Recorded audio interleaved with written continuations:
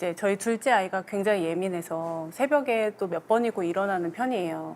그럴 때마다 이제 매번은 아니지만 여기 남편께서 소리를 지르거나 화를 내는 경향이 종종 있었어요. 가끔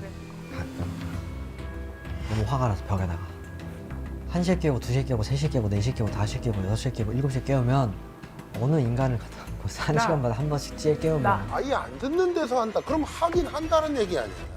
앞으로는 안 할 계획입니다. 전혀 할 계획이 없고 아이들한테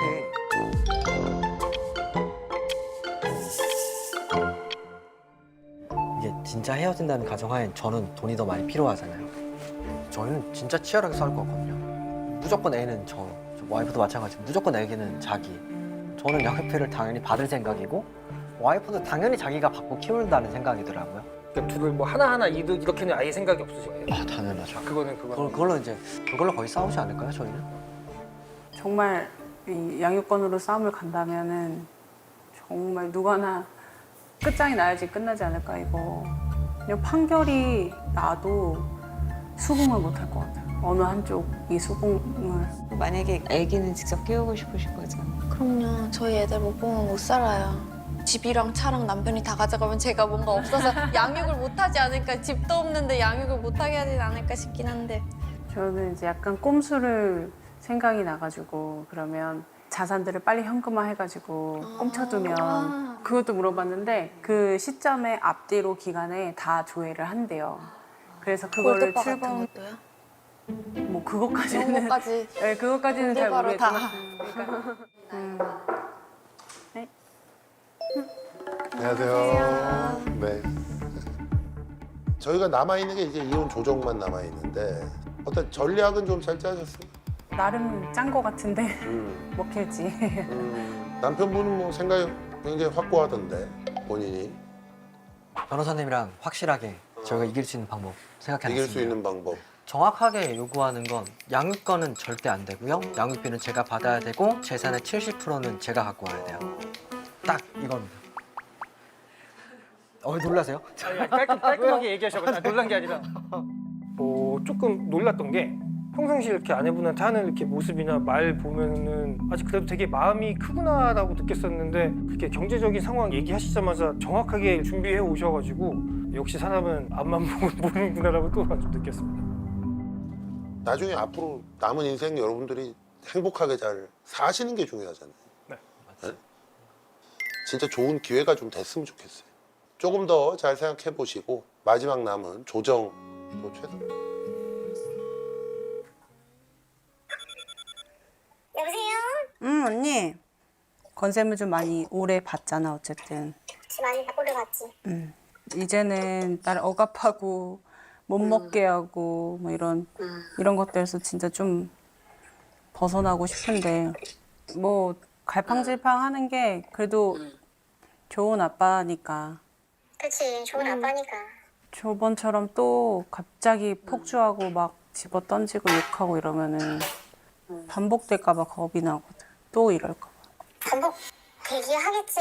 뭐 한 번은 그게 사람이 한 번 바뀌겠어. 내 다음에 만약에 그렇게 또 터지면은 나는 살 수가 없을 것 같아서. 만약에 내가 순현 씨랑 이혼을 해서 애들을 데리고 오면 도와줄 수 있을 것 같아? 이 모든 상황이 불안해요. 뇌줄타기하는 느낌이에요. 제가 원하는 사랑의 방식과 저희 신랑의 방식은 차이가 크게 있는 것 같아요. 서로가 확신해 줄 수 없을 것 같아요. 권순현, 민지영 부부 입장해 주세요.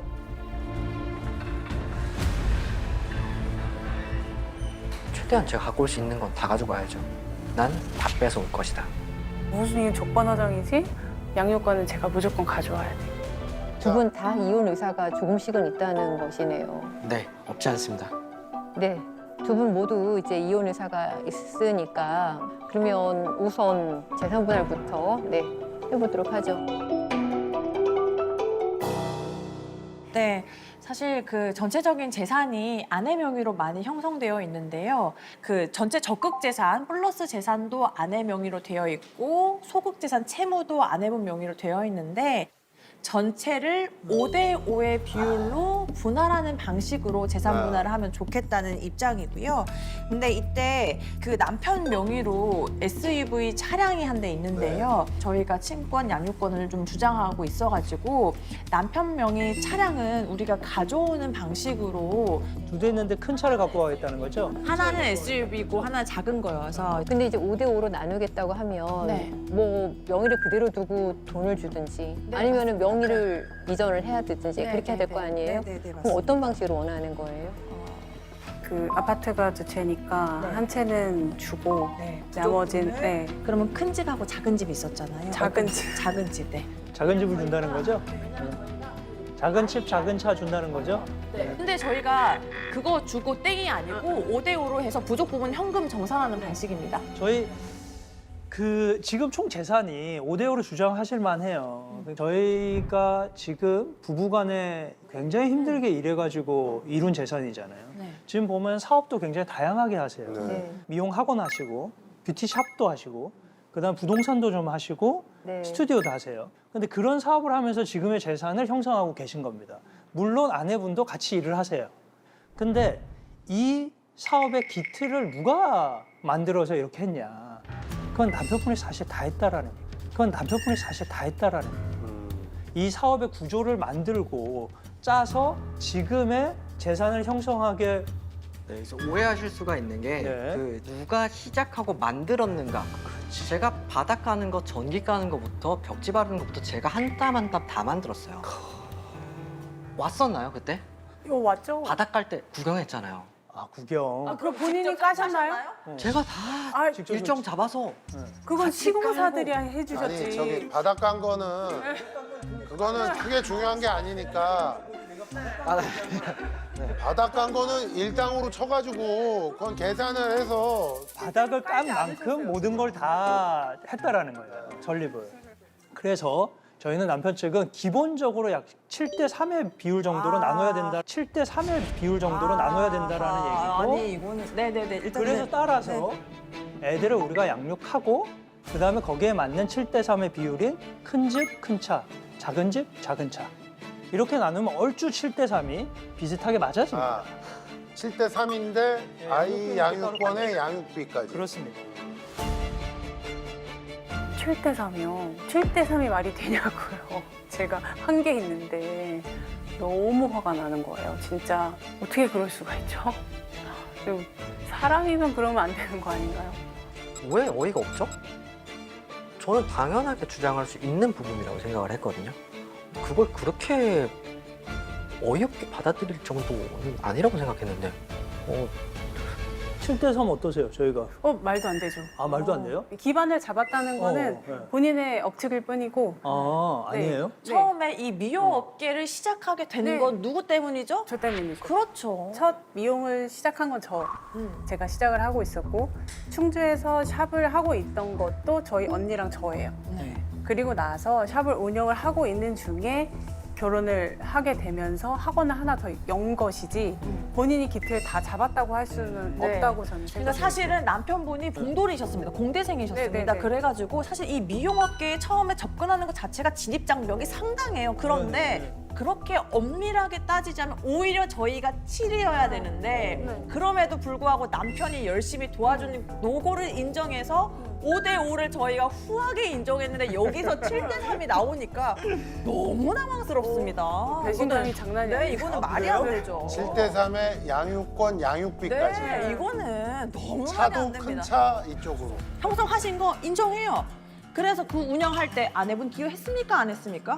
너무 억울한 게요. 네, 말씀. 네, 학원 운영에 대해서 말씀을 드리면 학원에 있는 과목은 5가지 이상이에요. 근데 본인이 맡고 있는 과목은 단 하나입니다. 그러면 그 이후에 3, 4개는 저의 몫이고 또 하나의 몫은 저희 언니의 몫이에요. 샵도 말씀을 드리면 그 샵의 원장으로 일을 열심히 하고 계신 분은 저희 언니예요. 생각해보세요. 내가 정확히 보니까 얘기 들어보니까 언니한테도 한 2 가야 되겠는데? 네. 언니한테는 네, 사업권 관련해가지고 집중해. 얘기를 하죠. 근데 그걸 본인이 혼자 했다? 절대도. 저는 24시간 혼자 떨어져 본 적도 없어요. 절대적으로 5대5다라고 저는 그렇게 생각했거든요. 여기서 소득이 제일 큰 게 어디예요? 학원? 학원이요. 학원인데 근데 학원을 강의가 5개인데 3개란대잖아요. 맞잖아요. 저 맞잖아요. 왜 내 업무를 빼고 얘기해? 하나 있으신 아니, 거 그러니까 수업 강의로만 따지면 그렇죠. 바보십시오. 이렇게 방금 왜 강의만 얘기해 나의 다른 노고가 있는데 하셔놓고 우리 아내분이 다른 사업에서 한 거에는 내가 다 했는데 아내가 뭐 해서 이렇게 하시면은 자가당착에 빠지시는 거 아니시겠습니까? 네, 학원과 관련해서 네, 권수현님이 하시는 일은 뭐예요? 그 수업이 돌아갈 수 있게 학생들을 모아서 운영이 되게 만들고 세금 관련된 거 망하지 않게 만드는 거 그런 것들은 제가 다 아니 그러니까 수현 씨 하고 얘기 있거든요. 들어보면 네. 수현 씨 얘기 맞는데 근데 중요한 거는 7대3을 얘기할 만한 일이 아니잖아요. 왜냐하면 그 지금 얘기하는 어떤 운영도 중요하지만 강의도 중요하잖아요. 근데 강의를 아내가 5개 중에 3개를 하고 있다는데 내가 다 한다라는 그 얘기는 좀 말이 안 되는 거 아니에요? 네, 그럴 수 있죠. 하지만 그 업무는 여기 선생님이 아니어도 누구든 할 수 있는 업무였지 않은가. 누구든 할 수 있는 업무였지 않은가. 아 학원 강의가? 그렇죠. 네. 아하, 세금 관련한 것도 세무사님이 잘 하시죠. 근데 이제 세금 관련된 근데 것들만 잠깐만. 강의를 아내가 3개를 하기 때문에 강사료를 세이브할 수 있는 거 아니?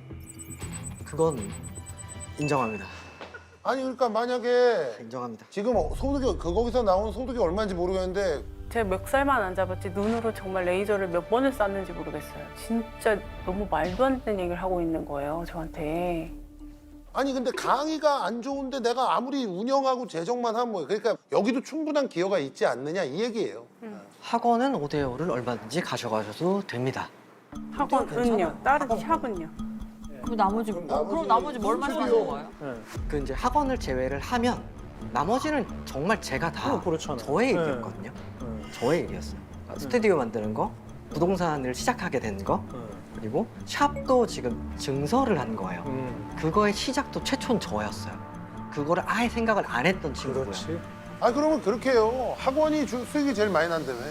학원을 지영 씨가 갖고 나머지 다 줘요 그러면. 에이, 또 왜 그러세요? 아니 그러면 전체적으로. 아니 그러면 대충 비슷한 거 아니에요? 그래? 이제 두 분이 좀 남겨놨던 네, 가장 어려운 문제인 양육권에 대해서 이야기를 해보겠습니다. 양육을 설마 주장하시는 건 아니죠? 저희는 양육권을 주장하시는 무조건 거예요? 네 가지고 와야 된다는 입장입니다. 이상하네. 와이프도 같은 생각이겠지만 저희는 정말 소중하게 아이들이 생겼어요. 그러니까 병원을 다녔던 기간도 원체 길었고 거의 5년, 6년 만에 생겼던 첫 아이거든요. 저희는 아이가 일단 삶에서 거의 1순위예요, 둘 다. 그래서 저는 일단 뺏기기 싫었어요. 양육권은 제가 무조건 가져와야 돼요. 제가 양육권을 뺏긴다면 항소할 수 있나요? 저 항소하고 싶어요. 이건 치열하겠네. 밥 먹이고 이런 것들도 거의 하세요, 그러면? 밥을 해주고요. 먹이는 건 와이프가 먹여요. 어린이집. 네. 같이 갑니다. 같이 가는구나. 네. 엄마랑 다 같이 전부. 네. 재우는 것도 같이 같이 자요. 양쪽이 다 양육을 하는 환경을 만드는 데 있어서 별로 부족함이 없어 보여요. 사실은 남편분은 양육권을 주장하기에 유리한 아빠이기는 해요. 만약에 아이들 양육을 제가 갖고 오게 되면 네. 저는 직업을 바꿀 거예요. 그거는 크게 문제가 되지 않을 것 같아요. 양육권을 주장하시는 거예요? 무조건 네 가지고 와야 된다는 입장입니다. 네, 왜 권수련님이 양육자가 되셔야 되는지 언니가 지금 근처에 산다고 주장을 하고 있잖아요. 저는 아이들 케어를 위해서 저희 어머니를 모셔왔어요. 그래서 어머니랑 같이 사세요? 옆집에 사십니다. 네. 옆집에 집을 구해드려서 이제 살고 계세요. 그래서 어머니가 더 많은 시간을 보고 계시거든요. 그래서 현재의 양육 환경을 얘기하는 네, 겁니다. 네, 네. 예, 지금. 그래서 네. 저는 목욕시킨 날이 몇 번이나 목욕시켰죠, 애들? 매일 한 번도 안 빼고 목욕을 시키고 있어요. 저랑 애착 형성을 그래도 확실하게 시켜주기 위해서 둘 합치니까 1000번이 넘어요. 그 천일을 살아서 그런 거 아니에요? 아 그쵸. 매일 시켰으니까. 아 그래요. 아니, 난 뭐 되게 엄청 많이 시켰는 줄 알았는데 매일 그냥 시킨 거잖아요. 4살, 2살인데 천일 동안 목욕을 시켰습니다. 애들 깨끗해요. 근데 그 부분에 뭐 하실 말씀 있으세요? 목욕은요, 제가 씻기겠다고 주장을 해도 본인이 본인이? 하겠다고 네. 우기는 분이에요. 네. 그런데 첫째 아이가 엄마랑 씻는다고 해서 1년 정도는 또 제가 씻겼어요. 맞잖아요? 그리고 그래? 최근에 아이가 또 다시 아빠랑 씻겠다고 해서 그렇게 하라고 했어요. 해보니까 이제 아빠가 훨씬 네, 좋았나 봐요. 편하게 잘 시킨다. 네. 그래서 네. 그런데 이제 또 그 시간에 제가 노냐 그런 건 아니에요. 청소하고, 예, 청소하고, 씻기는 동안에 가사일 하시고, 청소하고, 그쵸? 네네 애들 입으로 씻고 나오면 입고 해야 될 옷을 다 준비하고 기다리고 있어요. 저희는 24시간을 같이 붙어 있어요. 네. 그래서 억울하게 육아를 전담했다라고 한다면 진짜 억울하게는 아니에요. 네네. 지금의 양육 환경이 네네. 아버지의 역할이 지금 많았다는 말씀을 드리는 거고 아니. 밥은 어떻게 됐죠? 애들 밥은 누가 준비해서 했나요? 애들 밥 먹는 거 중요한데 어릴 때. 아이들의 식사, 네. 설거지, 젖병 소독부터 깨끗하게 만들어 놓는 것까지 전부 다 제가 했습니다. 그러니까 남편분께서 아내분 식단 관리를 하려고 하다 보니까 하는 김에 자녀들 식사까지 동시에 한 것이지. 그것까지 다 했네. 심지어. 근데 여기서 중요한 게 있어요. 수현 씨가 그렇게 열심히 산 거에 대해서 아무도 부정하질 않아요. 맞아. 인정을 합니다. 근데 아이를 키우는 부분에 있어서 저는 이 생각도 듭니다. 폭력적인 성향이나 이런 것들은 참다가 뭘 더 나중이야. 영상에서 그 어떤 마지막에 그 충격적인 장면, 성향, 그게 아이 키우는데 저는 그렇게까지 뭐 되게 유리한 상황은 아니다라는 생각이 들어요. 예? 지금 엄마 생각에는 아빠가 역량을 갖추지 못했다고 생각해요? 아니면 갖췄다고 생각해요? 일정 부분은 갖췄다고 생각하는데 제가 양육권을 가져와야 되겠다고 생각한 이유는 이제 저희 둘째 아이가 굉장히 예민해서 새벽에 또 몇 번이고 일어나는 편이에요. 그럴 때마다 이제 매번은 아니지만 여기서 이렇게 남편께서 소리를 지르거나 화를 내는 경향이 종종 있었어요. 저는 그래서 화를 내는 경향이 종종 있었어요. 저는 그래서 그거에 대해서 그렇게 하지 말아라. 아이는 나에게 와야 한다. 나한테 자꾸 화내서 안 돼. 안 내. 뭘 안 내? 내잖아, 새벽에. 가끔. 너무 화가 나서 벽에다가 1시에 깨고 2시에 깨고 3시에 깨고 4시에 깨고 5시에 깨고 6시에 깨고 7시에 깨우면 어느 인간을 갖다 벌써 1시간마다 한 번씩 깨우면 나는 화를 안 내. 대단해요. 난 애들한테 소리 지르지 않아. 대단해요. 어떻게 이렇게 화를 안 내고 움직일 수 있어? 아, 그건 대단한 내 거야. 자식이잖아. 불침어도 그렇게 안 키운다고. 오해하실 수도 있는 게 아이들한테 소리를 지르는 게 아니고요.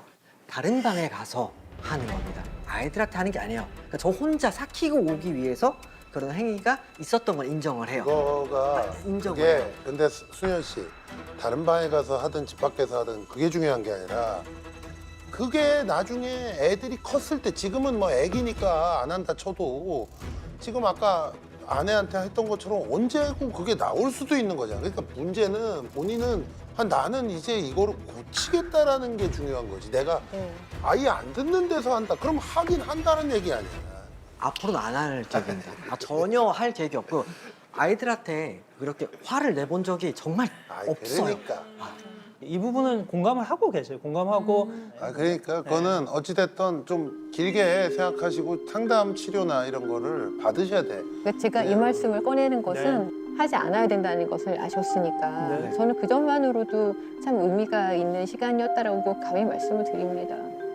과연 이 부분에서 서로 양육자도 내가 지정되는 것이 맞아 이렇게 계속 다툴 것인지 그러한 이혼 의사에 대해서 변화는 없는지 그런 것을 궁금해서 여쭤보려고 하는 거예요. 우선 변화가 있습니까? 어떻게 하고 싶으세요? 어떻게 하고 싶으세요? 아니 본인의 저요? 이야기를 본인의 이야기를 하실 거예요. 저의 이혼을 하고 싶다의 반 정도의 의견은 여기가 이혼을 하고 싶어 하니까 반발이거든요. 왜 이혼을 하고 싶어? 그럼 나도 하고 싶어의 생각이 좀 강했어요. 근데 그 의사를 빼고 나면 저는 이혼은 안 하고 싶습니다. 저는 사실 굉장히 좋은 마음으로 입장을 했거든요. 네. 조정을 잘해보자. 네. 왔는데 시작부터 너무 재산분할 7대3 때문에 네, 네. 빈정 상황을 좀 너무 심했지.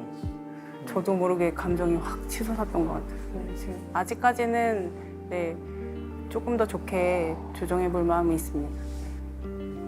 그러면 이제 내 마음을 들여다봤을 때는 이혼 의사가 없다고 말씀 주셨기 때문에 저희도 이제 남편분이 원하는 바를 받아들여 주시면은 잘 살아보겠다는 생각이 있어가지고 좀 폭언을 하거나 욱하고 막 이렇게 하는 모습을 보이면 그거는 급발진. 정말 안 좋으니까요.